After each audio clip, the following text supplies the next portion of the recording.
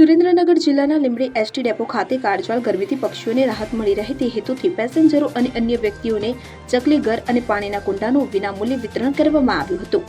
Limbdi ST ડેપોમાં કર્મચારી મંડળ સંગઠન દ્વારા તમામ નાઇટમાં જતા કંડક્ટર ડ્રાઈવરોને તેમજ મુસાફરી કરતા મુસાફરોને ચકલી ઘર તેમજ પાણીના કુંડાનું વિતરણ કરવામાં આવ્યું હતું।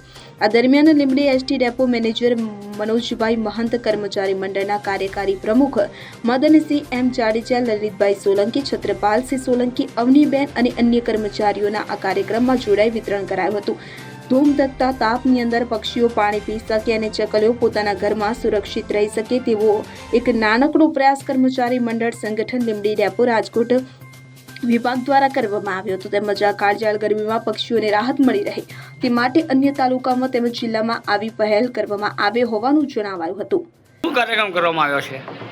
હાલ જે કાળઝાળ ગરમી અને 42 ડિગ્રી જ્યારે તાપમાન પહોંચ્યું હોય ત્યારે અમારું માન્ય સંગઠન એસટી કર્મચારી મંડળ દ્વારા લીંબડી એસટી ડેપો રાજકોટ વિભાગ અમારા ડેપો મેનેજર શ્રી મહંત સાહેબના અધ્યક્ષસ્થાને અમારા રાજકોટ વિભાગના કાર્યકારી પ્રમુખ મદનસિંહ જાડેજા, અમારા યુનિટ સેક્રેટરી શ્રી છત્રપાલસિંહ, અવનીબેન, લાલજીભાઈ, ભાઈ શ્રી બધુભા, યશપાલભાઈ, આ બધાએ દ્વારા ચકલી ઘર તેમજ પાણીના કુંડાનું વિતરણ કરી અબોલ પક્ષીઓ શાંતિથી પાણી પી શકે અને આ ચકલી ઘરમાં રહી શકે અને પોતાના બચ્ચા અને તેનો પરિવાર વ્યવસ્થિત રહી શકે એવો એક નાનકડો પ્રયાસ અમારા એસટી ડેપો લીંબડી દ્વારા કર્મચારી મંડળ। હવે ડેપો મેનેજર સાહેબ, આપ શું કહેશો આ બાબતે?